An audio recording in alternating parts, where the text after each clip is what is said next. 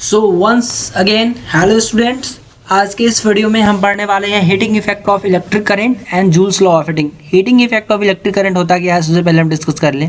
तो देखिएगा, कोई भी सर्किट होगा, जैसे सर्किट में रेजिस्टेंस ज़्यादा होगा, अगर जो ज़्यादा रेजिस्टेंस होगा उस सर्किट का, तो उसमें क्या होगा, वो वायर जो होगा, देखिएगा वायर जो है ज़्यादा हीट करता होगा।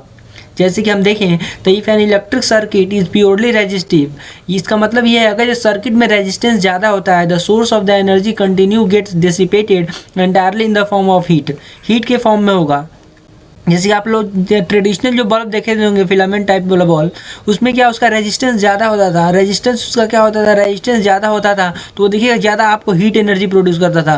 वो जो बल्ब रहता है, ठीक है, वो जो बॉल था, वो बॉल तो जो था, ठीक है, वो बॉल जो रहता है उसमें जो होता है फिलामेंट जो लगा रहता है, वो फिलामेंट जो है 99% जो है केवल हीट ही प्रोड्यूस करता है। केवल 99%, 1% ही जो होता है लाइट प्रोड्यूस करता था। तो इसलिए क्या होगा, उसका रेजिस्टेंस ज़्यादा रहता था। तो रेजिस्टेंस ज़्यादा रहेगा तो क्या होगा, हीट प्रोड्यूस ज़्यादा करेगा और लाइट प्रोड्यूस कम करेगा। तो 99% वो हीट ही प्रोड्यूस करता था, और जस्ट जो है मात्र 1% जो है वो क्या, मात्र 1% वो जो है लाइट प्रोड्यूस करता था। तो इसका मतलब ये है कि अगर ये सर्किट जो है ज़्यादा रेजिस्टिव रहेगा, रेजिस्टिव यानी सर्किट का रेजिस्टेंस अगर ज़्यादा रहेगा तो उसका मतलब ये है कि वो ज़्यादा हीट प्रोड्यूस करेगा और वायर जो होंगे वो हीट हो जाएंगे। हम एक इक्वेशन जानते हैं, पिछले क्लास में ही पढ़े होंगे, पिछले से ईयर में भी, लास्ट ईयर में भी पढ़े होंगे। पावर इजकल टू क्या होता है, वर्क डन बाई टाइम होता है, या फिर power is equal to work done यानी एनर्जी कंज्यूम रेट,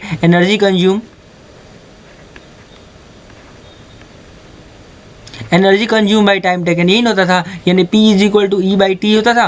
तो हम E is equal to P into T लिख सकते हैं। E is equal to P into T यानी energy consume is equal to power into time लिख सकते हैं। तो यहाँ पे है E is equal to P into T हो गया। और हम जानते हैं लोग कि P इज इक्वल टू क्या होता है, P इज इक्वल टू होता है कितना, VI होता है। ये इक्वेशन आप याद रखिएगा। पावर इज इक्वल टू होता है VI potential difference into current, potential difference across terminal into current flowing in the conductor. Okay, चलिए आगे बढ़ते हैं। हम डिराइव भी कर देंगे इसको आपको, ठीक है। चलिए, तो हम यहाँ से एक और इक्वेशन लिख सकते हैं।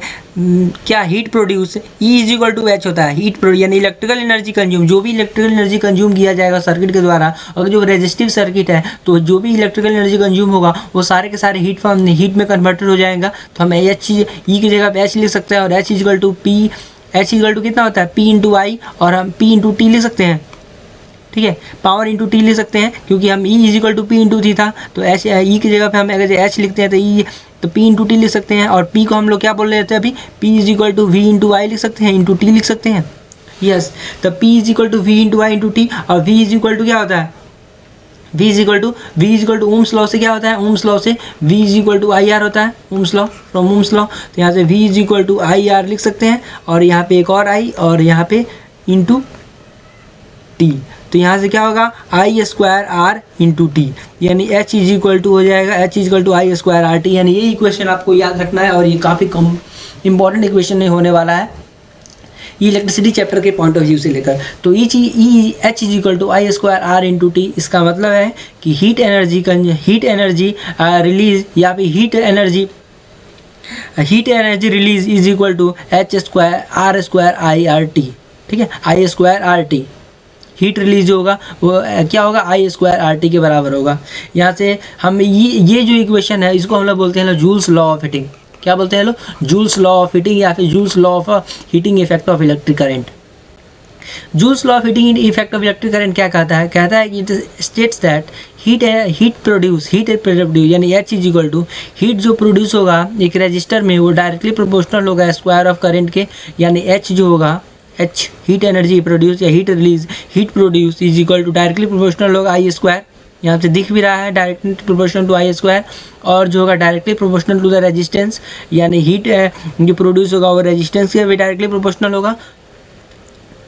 H is directly proportional to R, और it is directly proportional to the time for which it is operated, और वो कितने समय के लिए ऑपरेट किया जा रहा है वो टाइम पे भी डिपेंड करेगा। तो यहाँ से हमें इक्वेशन आएगा H is equal to I square R T. ये इक्वेशन जो है काफ़ी इंपॉर्टेंट इक्वेशन है, इसको आप लोग रिमेंबर कर लीजिएगा। तो ये जो इक्वेशन होता है वो जूल्स लॉ ऑफ हीटिंग का इक्वेशन है, H is equal to I square R T.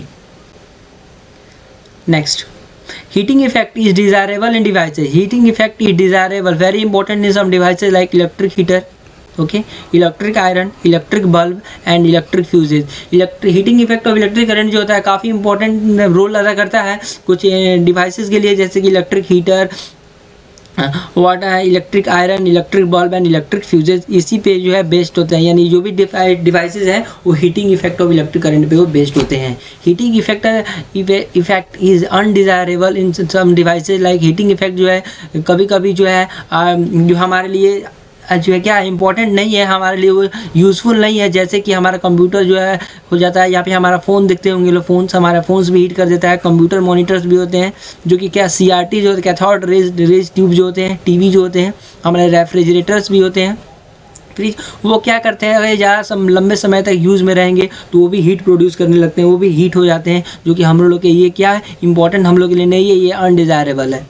Okay, तो ये था आज का वीडियो जिसमें हमने जूल्स लॉ ऑफ हीटिंग या फिर heating effect of electric current पढ़ा है, जिसमें हमने यहाँ से बहुत ही अच्छा एक इक्वेशन जो है डिराइव किया H is equal to I²T में। अब हम अगले वीडियो में हम पढ़ेंगे इलेक्ट्रिक बल्ब और फिलामेंट के बारे में, और फ्यूज़ के बारे में भी हम देखेंगे कि फ्यूज़ जो है क्या चीज़ से बना होता है, फ्यूज़ कैसे वर्क करता है। ओके।